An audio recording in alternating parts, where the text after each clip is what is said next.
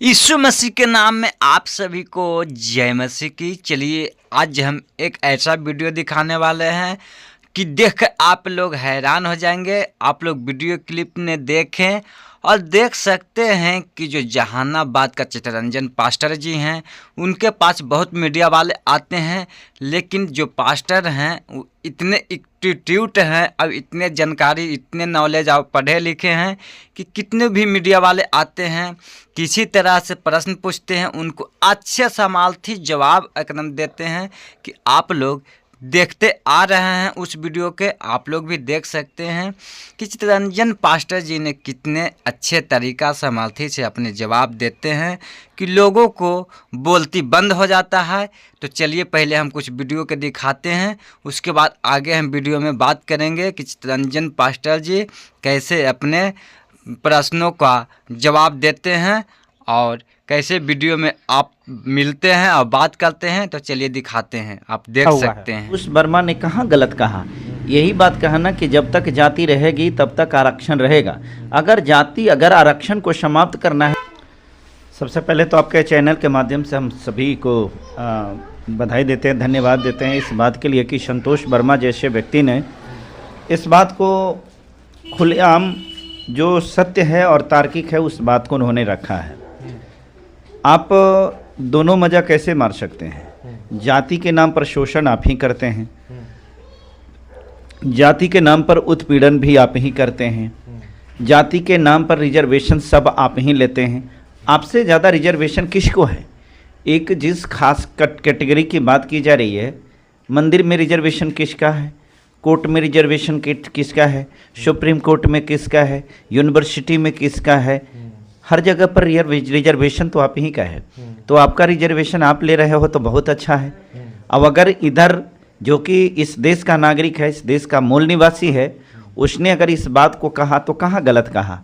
आप अगर दूसरी चीज़ है कि आप जिस बाबा को कहते हैं धीरेंद्र बाबा, उसी ने न बोला था कि ये परती जमीन खाली प्लॉट की चर्चा वो कौन किया था?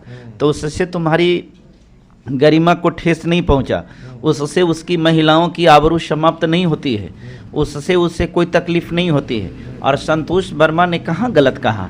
यही बात कहा ना कि जब तक जाति रहेगी तब तक आरक्षण रहेगा। अगर आरक्षण को समाप्त करना है तो बेटी रोटी का संबंध बनाइए। एक ब्राह्मण जो होता है अनुसूचित जाति के घर में भी अपनी बेटी को ब्याह करे, तो इसमें आप बताइए कि कौन सी बुरी बात हो गई भाई?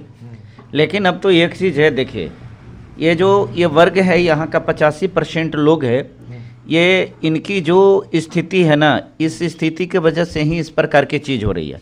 आज संतोष कुमार वर्मा ने हिम्मत दिखलाया, उन्होंने यथार्थ को कहा, सत्य को कहा। उनके साथ देने वाले लोग अगर आज उनको साथ नहीं देंगे तो ऐसे वैसे लोगों का मनोबल गिरेगा और फिर वो सच्ची लड़ाई, आपकी लड़ाई नहीं लड़ पाएंगे। तो मेरी दृष्टिकोण में उन्होंने कोई गलत नहीं कहा है, वो बिल्कुल सत्य कहा है। हाँ, अगर सत्य कहने से आपको मिर्ची लगती है, तकलीफ़ लगती है, तो समस्या ही आपकी है। हम इस बात को ज़रूर कहना चाहेंगे कि अभी जो देश की हालात है, वर्तमान हालात में को देखते हुए, जब हम पहले देखते थे तो हमारा ज़्यादा इंटरेस्ट था न्यूज़ वगैरह में, तो यूट्यूब को, सोशल मीडिया को खोल करके देखते थे। अब सोशल मीडिया तो खोलने के बाद ये टेंशन का कारण बनता है, क्योंकि जिस प्रकार की खबरें देखते हैं, जबलपुर में देखिए कि जबलपुर में संविधान के प्रति फाड़ने वाले वही आरएसएस बजरंग दल के लोग हैं, है ना। और जब इस प्रकार के तानाशाही कर रहा था तो कुछ लोगों ने उनकी पिटाई की, तो उनकी महिलाएं तलवार, लाठा, भाला गड़ासा लेकर के सब सड़क पर उतर गई। पुलिस के सामने ही उन लोगों ने दबंगई किया। पुलिस प्रशासन को अगर हम कुछ कहें तो मुझे लगता है कि हमारी नासमझी होगी, क्योंकि पुलिस प्रशासन क्या है? पुलिस प्रशासन एक आदेश पालक होता है जो सरकार के आदेश का पालन करता है। बेशर्म सरकार को उसको ये इतना सोचनी चाहिए, वहाँ की कैसी सरकार है, नपुंसक और हिजड़ों की सरकार है। वैसे सरकार को चूड़ी पहन करके और एक महिला की भांति जा करके और कोठे पर बैठ जाना चाहिए। इसको शर्म नहीं आता कि लोकतंत्र को तार तार कर रहा है, शर्म नहीं आती है कि संविधान को नष्ट करने पर तुला हुआ है। उससे भी ज़्यादा शर्म आनी चाहिए 85% लोगों को, जिसने अपनी हक अधिकार के लिए लड़ने के बजाय जा करके और पत्नी के पल्लू में जा करके दुबक बैठा है। आज जिस प्रकार से अगर एक पक्ष को सरकार छूट दे दिया है तो हमारी आबादी भी 85% है। हम अगर कहते हैं कि हम 85% हैं तो क्या हमारे हाथों में तलवार लाठी भाला गड़ासा नहीं हो सकता है? अरे मरना तो आज भी हो, कल भी मरना है, आज भी मरना है। अगर वो तलवार चला सकता है, अगर वो संविधान को हाथ में ले सकता है, तो उसके लिए अगर जायज़ है तो मेरे लिए नाजायज़ कैसे हो सकता है? मैं खुलेआम इस बात को ऐलान करता हूँ, ईंट का जवाब पत्थर से ही दिया जा सकता है। ईंट का जवाब ढेला से शोभा नहीं देगा। लाठी का जवाब छड़ी से नहीं होगा, लाठी का जवाब तलवार से हो सकता है। इसलिए जिस प्रकार से यहाँ की स्थिति चल रही है, बहुत जल्द वो समय आ रहा है जब यहाँ कोई लोकतंत्र, कोई संविधान, न कोई देश नहीं बचेगा। यहाँ बचेगा तो सिर्फ एक चीज़ बचेगा, गुंडागर्दी, तानाशाही और मनुवाद, बस यही बचेगा। आप संतोष वर्मा जी को सपोर्ट कर रहे हैं, उनका समर्थन कर रहे हैं, उनका साथ हैं, लेकिन आपको ये भी बता दूं कि अभी के डेट में संतोष वर्मा जी का जो पद है वो पद से जो है हटाया भी जा सकता है, उनको जेल भी जाना पड़ सकता है। तो क्या ऐसे में आपके जो 85% जो आबादी वाले जो लोग हैं वो उनके समर्थन में खड़ा होंगे क्या? ये हिजड़े की औलाद हैं, ये हिजड़े की औलाद हैं, ये उनके समर्थन में खड़े नहीं होंगे, हम आपको गारंटी के साथ बताते हैं। और यही रहा है 85% के लोग जो है ना, आगे जब बढ़ते हैं ना मुकाबला करने के लिए, तो ये 85% के लोग जो हिजड़े अपने आप को बना चुका है, नपुंसक बना चुका है, वो उनको छोड़ देगा। और इनके साथ भी यही होगा, ये सरेंडर करेंगे, इनको जेल भेज दिया जाएगा। आज जिस प्रकार से महिला को सीखना चाहिए, इन नपुंसकों को सीखना चाहिए उन महिलाओं से जो कि आरएसएस, बजरंग दल, मनुवादी जो लोग होता है, अपनी महिलाओं को प्रशिक्षित कर करके सड़क पर उतरने के लिए उसको बता दिया कि सड़क पर तुम उतरो, है ना। और यहाँ जो है ना, यहाँ अपनी महिलाओं को चूड़ी पहना करके, फेरन लवली लगा करके, अब कोने में बैठा करके और छोड़ चुका है। ये जंग जो है ना, ये जंग अब संवैधानिक नहीं रह गया है। अब ये जंग जो है ये लोकतंत्रात्मक नहीं रह गया है। अब ये जंग जो है लाठी, तलवार, भाला और गड़ासा और गोली बंदूक और बारूद की है। जिनको आप चंद मुट्ठी भर कहते हैं, वो आप 85% वालों को पानी पिला करके रखा हुआ है। पानी पिला करके इसीलिए रखा है कि ये 85% के लोग जो है ना सड़क पर उतरना नहीं जानता है। इसमें लड़का में और लड़की में एक हमें याद है, कुछ समय पहले जब मैं टीचिंग लाइन में था, तो लोगों में, मैं प्रोफेसर था, तो उस समय एक व्यक्ति ने मेरे से सवाल किया कि प्रोफेसर साहब आप एक बात बताइए कि लड़का में और लड़की में क्या अंतर है। तो कॉमनली तो लोग ये सोचता है कि भाई लड़का पुल्लिंग होता है, लड़की स्त्रीलिंग होती है। जो स्त्री के अंदर की सारी चीज़ें होती है वो स्त्री में, लड़की में होती है, और लड़का में ये होता है।